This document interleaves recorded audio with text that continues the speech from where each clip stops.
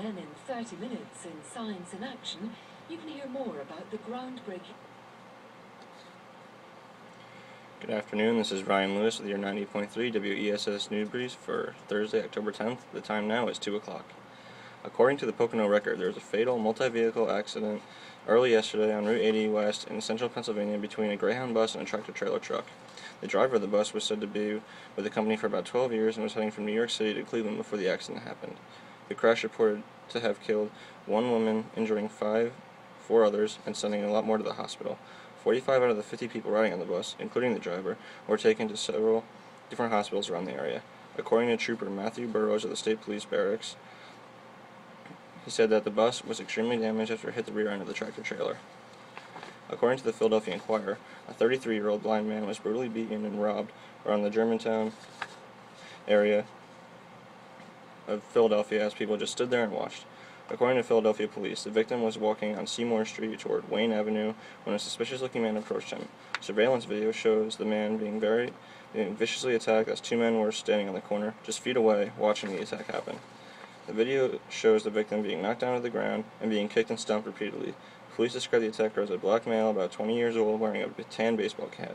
Any information on the attack are to be reported to the police immediately. According to the New York Times, school bus drivers in Boston reportedly had stopped working Tuesday morning after working upwards about 60,000 school children at home at our bus stops around the city. It was said that the work stoppage of the bus drivers union had been brought upon by the government shutdown. Since the government shutdown would not guarantee pay for these drivers in a union job, the drivers decided to walk off the job with zero notice to the school or city officials. Macaire Dupuy, a bus driver for 20 years, said, and these were her words, "This morning we decided enough is enough," when talking about the effect of the government shutdown. Boston Mayor Thomas Menino called the strike illegal as the walkout forced thousands of parents of these kids to skip work to take their sons and daughters to and from school, leaving others to worry about setting up last-minute daycare plans and other forms of transportation for their children. When asked about the effect of the bus driver's walkout, Jose Ramos, a parent affected by this, said, "I'm not going to be an irresponsible parent," and was forced to skip work because of this movement. The bus company tried to send a message out that would force the drivers back to work, but it was denied by Judge George O'Toole, Jr. of the Federal District Court. After the denial of the order to send drivers back to work, the mayor said schools were to open an hour earlier, giving parents time to drop off their children and still be able to get to work on time. According to CNN.com, the United Nations is being sued in a case for allegedly bringing cholera to Haiti in 2010 that caused a huge outbreak and killed over 8,000 people.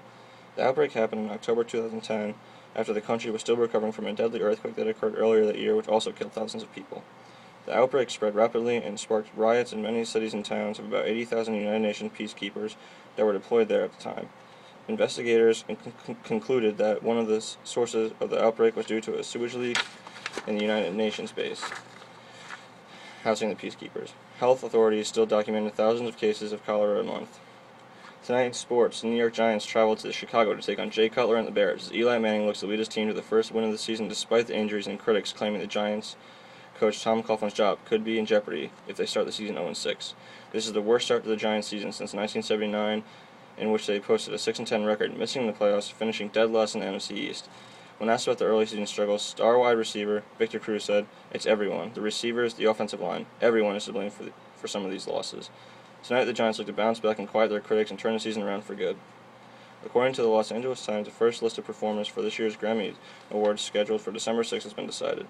The artists selected for the event that will take place at the Nokia Theater at LA Live include rapper Drake, upcoming star Robin Thicke, Macklemore and Ryan Lewis, and Keith Urban.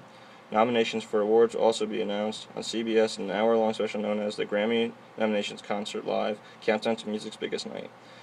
The actual awards show will again be hosted by rapper/actor LL Cool J on January 26, 2014 at the Staples Center in downtown Los Angeles.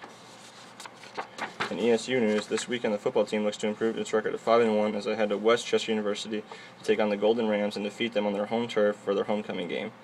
Both the men and women's soccer team have games this Saturday, October 12th, as they both travel to Shippensburg University. The men's team is hoping to get their second win of the season, and the women's team looks to improve to an overall record of 7-3-1 in this PSAC conference matchup. Saturday night in Mincy Hall Lounge, there will be a freaky, funny Fright Night in which students can attend for free. Today's weather, brought to you by the Weather Channel, is a high of 58 and a low of 51 with a 90% chance of rain. And traffic, brought to you by Google Maps, is traffic is moving fast on 80 east and westbound with slow patches on 611 near the Strasburg area. This has been Ryan Lewis with your 90.3 WESS News Brief, and now back to the BBC. Newish awards the prize called the 82-year-old writer a master of the